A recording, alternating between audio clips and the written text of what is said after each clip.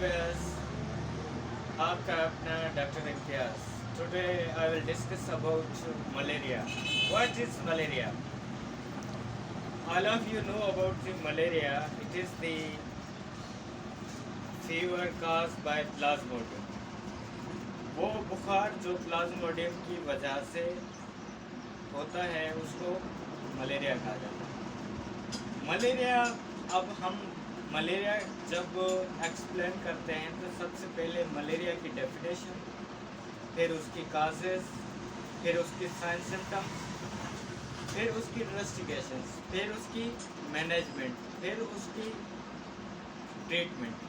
अब सबसे पहले बात कर रहा हूँ कि आज मेरा आना हुआ सिंध की तरफ, तो यहाँ मलेरिया की केसेस ज़्यादा हैं, लेकिन मलेरिया किस टाइप का है, anyone know about the malaria?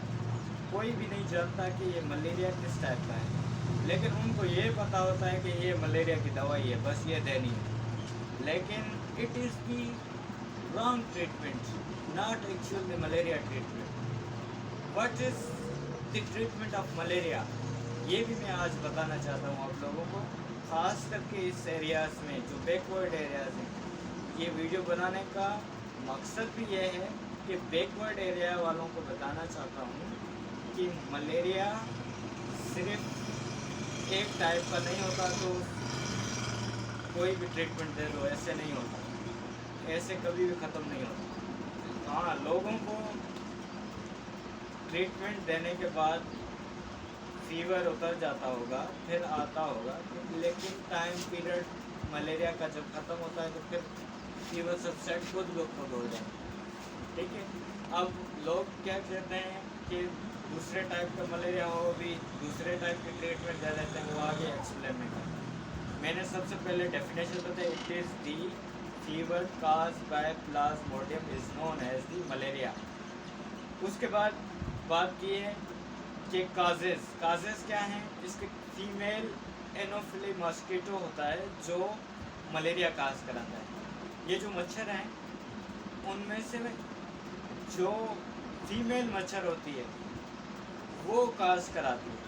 वो क्या करती है, वो इन्फेक्टेड होती है, एक मलेरिया वाले बंदे को काट के दूसरे बंदे को काटती है, तो वो मलेरिया जो है ट्रांसफ़र, प्लाज्मोडियम ट्रांसफ़र होकर मलेरिया होता है। अब दूसरी बात करते हैं कि मलेरिया के टाइप्स कितने हैं। मलेरिया के there are 4 types. Number one falciparum, number 2 malariae, number 3 ovale, number 4 vivax. There are 4 types. अब 4 टाइप्स में हमारे पास लोग क्या कहते हैं कि आरटी मेथड ग्रुप दे देते हैं। जैसे हमारे पास इधर आप व्यूअर्स देख सकते हैं, ये जनम पढ़िए, ये आर्टिमेथर लिम्फेट्राइट ग्रुप्स हैं, लेकिन ये हमारे फैल्सीपेरम में काम करता है। यहाँ हमारे पास जो मलेरिया है वो विवेक्स ज़्यादा है। विवेक्स में जो बेसोपेन टैबलेट हैं, फेंसीडार सिरप हैं, एमडाकोइन सिरप हैं, ये काम करती हैं विवेक्स। अब ओवेल और मलेरी ये हमारे पास सिंध के अंदर या बैकवर्ड एरियाज़ में ये बहुत कम होते हैं, रेयर केसेस होते हैं। अगर वो ओवेल और मलेरी हो जाए तो उनमें भी ये ग्रुप थोड़ा सा दे सकते हैं, लेकिन विवेक्स में बिल्कुल ये ग्रुप काम नहीं करता। हमें एमडाकोइन, नेवाकोइन, बेसोकोइन देना चाहिए। और उसके बाद ये सिम्टम्स ख़त्म हो गए। अब मैं बात करता हूँ कि इन्वेस्टिगेशंस क्या है। हमें मलेरिया की टेस्ट करवाने चाहिए without any investigation to not give the treatment of through the cases of the malaria. देखें कि मलेरिया के केसेस में हम जब ट्रीटमेंट मलेरिया की देते हैं तो लिवर पे इफेक्ट पड़ता है।